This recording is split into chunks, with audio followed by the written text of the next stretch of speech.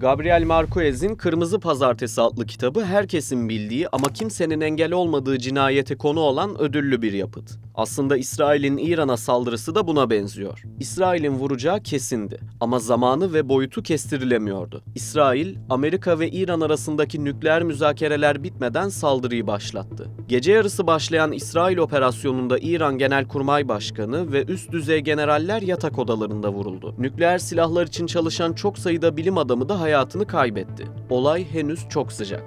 Ancak eldeki bazı bilgiler ve izlediğimiz görüntüler saldırının nasıl gerçekleştiğine dair önemli ipuçları veriyor. İran-İsrail Savaşı'nın ilk gününde yaşananları ve kullanılan silahları derlediğimiz içeriğimiz başlıyor. Dünyanın tedirginlikle beklediği gelişme yaşandı ve İsrail, İran'ı vurdu. İsrail Başbakanı Netanyahu, saldırının adının Yükselen Aslan olduğunu duyurarak, İran'ın nükleer zenginleştirme programının kalbine saldırdık. Natanz'daki İran'ın ana zenginleştirme tesisini hedef aldık dedi. Saldırıda İran Genelkurmay Başkanı Muhammed Bakiri'nin ve Devrim Muhafızları Ordusu Komutanı Hüseyin Selami başta olmak üzere 20'den fazla çok üst düzey isim öldürüldü. Gece yarısı başlayan operasyona verdiği Yükselen, Ayağa Kalkan Aslan ismi İncil'deki bir pasajdan alıntı.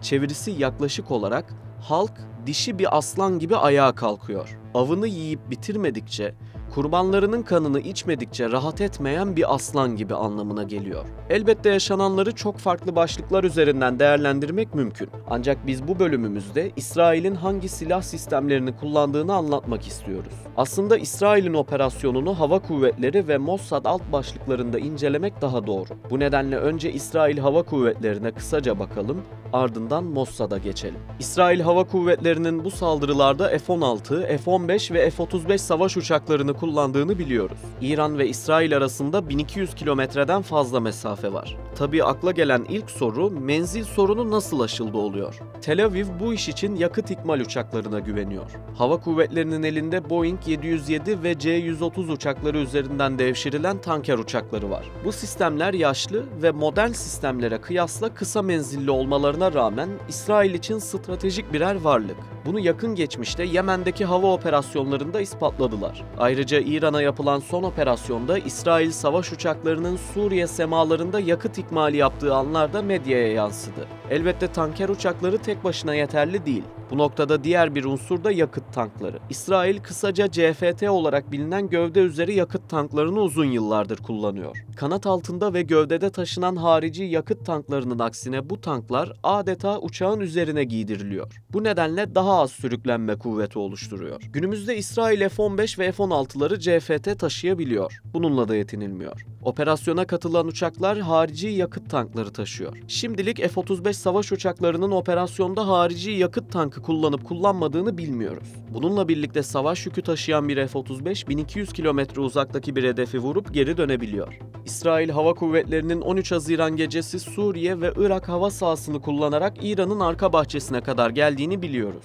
Tahran'la İsrail arasında 1800 kilometre mesafe var. Natanz nükleer tesisi ise yaklaşık 2000 kilometre uzaklıkta. Buraların vurulması elbette sadece uçakları değil, kullanılan füzeleri de öne çıkarıyor. İsrail Hava Kuvvetleri envanterinde Rox, LORA ve Rampage füzeleri bulunuyor. Havadan ateşlenebilen balistik füzeler doğal olarak daha uzun menzile ve çok daha yüksek hıza kavuşabiliyor. İsrail bu kabiliyeti iyi kullandı. Rox füzesinin menzili 250 kilometre. Hedefi 3 metre hata payıyla vurabiliyor. Rampage füzesi topçu roketi olan Extra'dan geliştirildi. Açık kaynaklara göre menzili 150-200 kilometre arasında. Harp başlığı yaklaşık 150 kilogram. Hata payı da 10 metreden az. LORA füzesi de havadan atılabiliyor. Füzenin menzili bilinmiyor.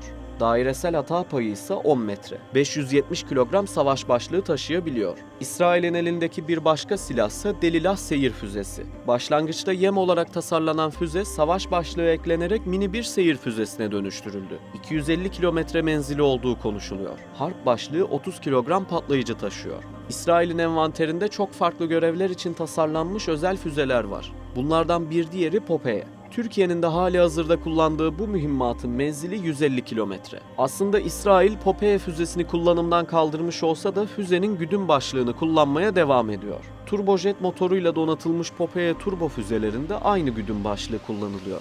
Popeye turbo füzesinin menzili 320 kilometre. Popeye güdüm başlığı sadece seyir füzelerinde kullanılmıyor. İsrail'in ürettiği bir çeşit güdümlü bomba kiti olan Spice da Popeye güdüm kiti kullanıyor. Spice sayesinde güdümsüz bombalar güdümlü hale geliyor. Bunlar da 3 metre hata payıyla hedefi vurabiliyor. Bombaların en küçüğü 250 libre ağırlığında. Saldırıda bu modelinde kullanıldığı tahmin ediliyor.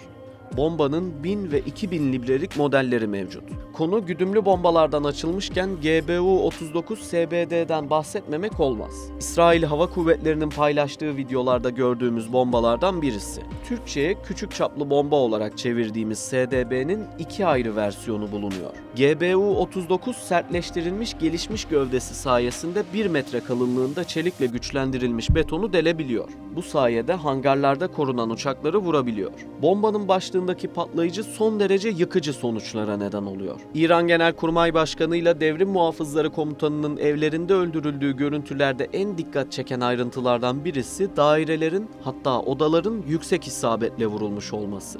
O kadar hassas bir atış yapılmış ki alt kat ya da üst kat sağlam duruyor. Ancak hedef kişinin bulunduğu ev kullanılamaz hale gelmiş. İsrail'in elinde SDB, Spice, GBU-59 gibi son derece kabiliyetli başka füzeler de var. İsrail Hava Kuvvetleri bu operasyonda 200'den fazla uçağın kullanıldığını ve 330'un üzerinde mühimmat ateşlendiğini duyurdu. Açıklamaya göre 100 hedef başarıyla imha edildi. Uluslararası haber ajanslarının bir kısmı İsrail'in bu saldırıları İran sınırına girmeden yaptığını yazdı. Ancak özellikle İsrail'e yakın kimi kuruluşlar İran sınırından geçildiğini ve çok sayıda füzenin içeride ateşlendiğini iddia etti. Peki ne oldu da İran yüzlerce kilometre öteden gelen savaş uçaklarını göremedi ve bunları engelleyemedi? Bu noktada madalyonun Mossad tarafını çevirmek şart. İsrail çok sayıda Mossad ajanının bu operasyonda görev aldığını duyurdu. İlk saatlerde acaba psikolojik harp mı uyguluyorlar dediğimiz iddia çok geçmeden görüntülerle kanıtlandı. Servis edilen videolara göre Mossad ajanları elini kolunu sallayarak İran'a girmiş ve kritik tesislerin vurulmasında önemli görevler üstlenmişti. Bir diğer iddiada İsrail'in bir süre önce İran'a sızdığı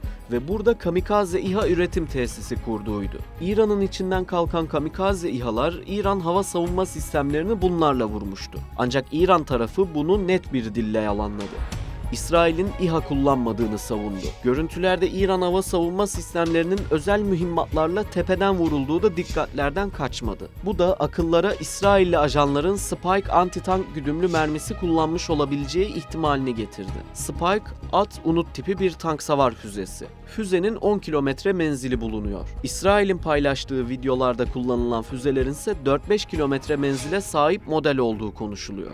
Bu da Mossad ajanlarının İran'ın çok hassas tesislerinin neredeyse dibine kadar gelebildiğine işaret ediyor. İsrail'in saldırılarında 78 İran vatandaşı hayatını kaybetti. Ülkenin üst düzey isimleri can verdi. İran, İsrail'in son yıllardaki hamlelerinin ardından çok uzun yıllardır ilmik ilmik dokuduğu tüm yapıyı neredeyse tamamen kaybetti.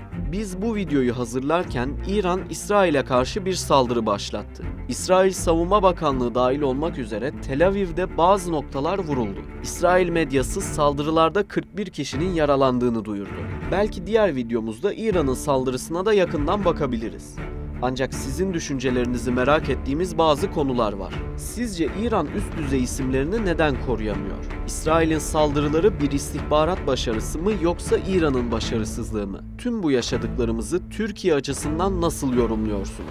Düşüncelerinizi yorumlara yazın, üzerine konuşalım. İsrail'in 13 Haziran'daki saldırısının bazı detayları bu şekildeydi. Gelecek günler ne getirecek şimdiden bilmek zor. Ancak her ne yaşanırsa yaşansın, gelişmelerden doğru ve hızlı bir şekilde haberdar olabilmek için mutlaka GZT'yi tüm sosyal medya hesaplarından takip edin. Başka bir videoda daha görüşmek üzere. Şimdilik hoşça kalın.